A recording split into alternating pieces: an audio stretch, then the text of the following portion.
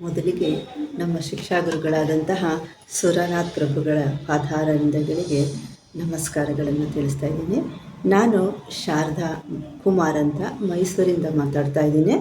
ನಾನು ಈ ಕೃಷ್ಣ ಪ್ರಜ್ಞೆಗೆ ಬಂದು ಈಗ 3 ವರ್ಷಗಳು, ಆಷಾಢಕ್ಕೆ ಸರಿಯಾಗಿ 3 ವರ್ಷಗಳು ಕಳೆದಿವೆ.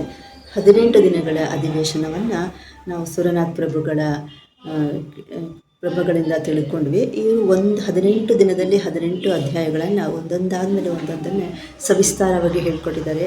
ಅದನ್ನು ಕೇಳಿದಾಗ, ಪ್ರಭುಗಳಿಂದ ನಾವು ಕೇಳಿದಾಗ ನನಗೆ ಗೊತ್ತಾಯಿತು, ನಾನು ಯಾರು, ನಾನು ಯಾಕೆ ಬಂದಿದ್ದೀನಿ, ನನ್ನ ಕರ್ತವ್ಯ ಏನು, ನಾನು ಈ ಭೂಮಿಗೆ ಬಂದಿದ್ದೇನು, ಭಗವಂತ ಯಾರು, ಇದ್ರ ಬಗ್ಗೆ ಎಲ್ಲ ಗುರುಗಳು ಸವಿಸ್ತಾರವಾಗಿ ಒಂದೊಂದು ಚಿಕ್ಕ ಚಿಕ್ಕ ಉಪಕಥೆಗಳನ್ನು ಹೇಳುತ್ತಾ ಎಲ್ಲ ವಿಷಯಗಳನ್ನು ನಮಗೆ ಸವಿಸ್ತಾರವಾಗಿ ಹೇಳ್ಕೊಟ್ಟಿದ್ದಾರೆ.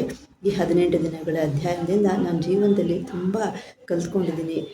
ಮೊದಲು ಕೃಷ್ಣ ಅಂದರೆ ನನಗೆ ಅಂದ್ಕೊಳ್ತಾ ಇದ್ದೆ ನಾನು, ಕೃಷ್ಣ ಒಂಥರ ಅವನು ಐಷಾರಾಮಿ ಜೀವನವನ್ನು ಮಾಡ್ತಾರೆ, ಮತ್ತು ಸ್ತ್ರೀಯರ ಜೊತೆಯಲ್ಲಿ ಕಾಲ ಕಳೀತಾ ಇದ್ದರು, ಹಾಗೆಲ್ಲ ನಾನು ಕೇಳ್ಕೊಂಡಿದ್ದೆ. ಆದರೆ ನನಗೆ ಇವಾಗ ಗೊತ್ತಾಯಿತು ಅದೆಲ್ಲ ತಪ್ಪು. ಕೃಷ್ಣ ಅಂದರೆ ತ್ಯಾಗಮಯಿ, ಅವನಂಥ ಕೃಷ್ಣನೇ ಈ ಒಂದು ಜಗತ್ತಿಗೆ ಮುಖ್ಯ, ಮೂಲ, ಆಧಾರ. ಇದೆಲ್ಲ ಕೂಡ ನಾನು ಗುರುಗಳಿಂದ ತಿಳಿದುಕೊಂಡೆ. ಆಮೇಲೆ 18 ದಿನಗಳ ಅಧ್ಯಯನವನ್ನು ಗುರುಗಳು ಯಾವುದೇ ರೀತಿಯ ಶುಲ್ಕ ಇಲ್ಲದೇ ಫ್ರೀಯಾಗಿ ಹೇಳ್ಕೊಡ್ತಾರೆ.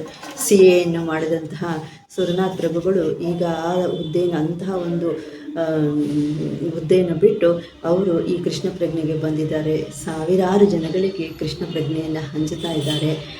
ಅಂಥ ಒಂದು ಗುರುಗಳನ್ನು ಪಡೆದಿದ್ದು ನಾವು ನಮ್ಮದ ಒಂದು ಪುಣ್ಯ ಅಂತ ಹೇಳಿ ಅಂದ್ಕೋಬೇಕು. ಯಾಕಂದರೆ ಯಾವಾಗಲೂ ಕೂಡ ನಾವು ಜೀವನದಲ್ಲಿ ಏನಾದರೂ ಸಾಧನೆ ಮಾಡಬೇಕಂದ್ರೆ ಹಿಂದೆ ಗುರು ಇರಬೇಕು, ಮುಂದೆ ಗುರಿ ಇರಬೇಕು. ಹಾಗಾಗಿ ನಮಗೆ ಇಂಥ ಒಂದು ಗುರುಗಳ ಸಾನ್ನಿಧ್ಯ ಸಿಕ್ಕಿದೆ. ಈ ಸಾನ್ನಿಧ್ಯ ಸಿಕ್ಕಿದ್ರಿಂದ ನಾವು ಜೀವನದಲ್ಲಿ ಮುಂದುವರಿಬೇಕು.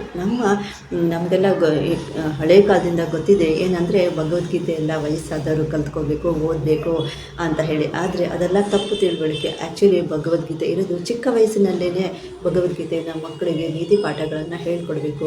ನನಗನ್ನಿಸಿದೆ, ಪಶ್ಚಾತ್ತಾಪ ಆಗ್ತಾಯಿದೆ. ಈಗ ಚಿಕ್ಕಂದ್ರಿಂದ ನಾವು ಕೂಡ ಕಲ್ತಿದ್ದೆ ಇನ್ನೂ ಚೆನ್ನಾಗಿ ಅನಿಸ್ತಿತ್ತು ಅನಿಸುತ್ತೆ. ಹಾಗಾಗಿ ಭಗವದ್ಗೀತೆಯನ್ನು ಎಲ್ಲರೂ ಕೂಡ ಹೇಳ್ಕೊಡ್ಬೇಕು. ಮತ್ತು ಇದಾದಮೇಲೆ ಅವರು ಚಿಕ್ಕ ಗ್ರೂಪಿಗೆ ನಮ್ಮನ್ನು 18 ದಿನಗಳ ಅಧಿವೇಶನ ಮುಗಿದ್ಮೇಲೆ ಚಿಕ್ಕ ಗ್ರೂಪಿಗೆ ನಮ್ಮನ್ನು ಸೇರಿಸ್ತಾರೆ.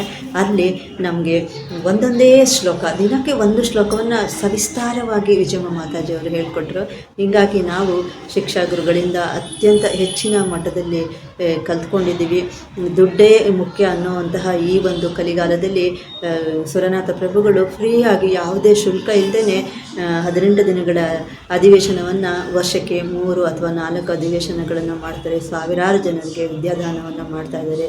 ಅವರಿಗೆ ಆಯುಷು, ಆರೋಗ್ಯ ಎಲ್ಲ ಸಮೃದ್ಧಿಯಾಗಿ ಸಿಗಲಿ, ಅವ್ರ ಕುಟುಂಬದಲ್ಲಿ ಎಲ್ಲರೂ ಕೂಡ ಚೆನ್ನಾಗಿರಲಿ ಅಂತ ಹೇಳಿ ಇದ್ರ ಮೂಲಕ ನಾನು ಕೃಷ್ಣ ಪರಮಾತ್ಮನಲ್ಲಿ ಪ್ರಾರ್ಥನೆ ಮಾಡ್ಕೊಳ್ತೀನಿ. ಹರೇ ಕೃಷ್ಣ, ಹರೇ ಕೃಷ್ಣ, ಹರೇ ಕೃಷ್ಣ, ಕೃಷ್ಣ ಕೃಷ್ಣ ಹರೇ ಹರೇ, ಹರೇ ರಾಮ, ರಾಮ ರಾಮ, ಹರೇ ಹರೇ. ಜೈ ಶ್ರೀ ಕೃಷ್ಣ.